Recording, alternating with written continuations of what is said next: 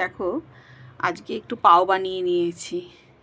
এই পাওগুলো খেতে বন্ধুরা খুব ভালো লাগে, খুব সুন্দর হয়, খুব টেস্টি হয়। বাটার পাও বানিয়ে নিয়েছি। এই দেখছো, এটা পেছন দিকে উল্টে দিয়েছিলাম, আর এই দেখো সামনেটা বাটার পাওগুলো খুব সফট হয়েছে বন্ধুরা, একদম এত সুন্দর সফট হয় না বন্ধুরা, কি বলবো, একদম দেখছো তো হাত দেবে যাচ্ছে, দেখেছো কি সফট হয়েছে, খুব খেতে টেস্ট হয় বন্ধুরা। অনেক ভালোবাসা রইল বন্ধুরা। খুবই সামান্য ইনগ্রিডিয়েন্টস, ছোটো বাটির 1 বাটি আটা দিয়ে করেছি।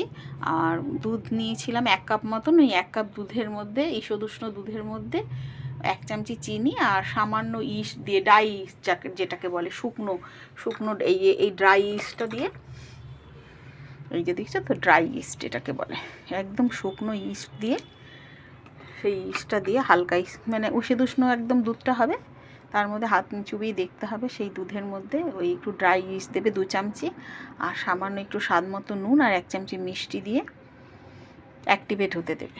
অ্যাক্টিভেট হতে দিলে একটু ঢেকে রাখলে, তারপরে আমি 1 বাটি মতন আটা দিয়ে নিয়েছি। আটা দিয়ে মেখে রেখেছি, মিনিট 15 মতন মেখেছি। ওটা যখন দেখলাম একদম একটু ফুলে উঠলো, একটু তেল মাখিয়ে নিলাম এটাতে, বাটার, কেউ তেলও মাখাতে পারো, কেউ বাটার মাখিয়ে এই হাতের শেপের বলগুলো করে এই উপর দিয়ে সামান্য এই সাদা সাদা তিলগুলো একটু দিলাম টেস্টের জন্য, ব্যাস, দিয়ে 1/2 ঘন্টা মতন বেক করে নিলাম। এই তো এতেই বেক করে নিয়েছি। এই যে দেখো কি সুন্দর হয়েছে।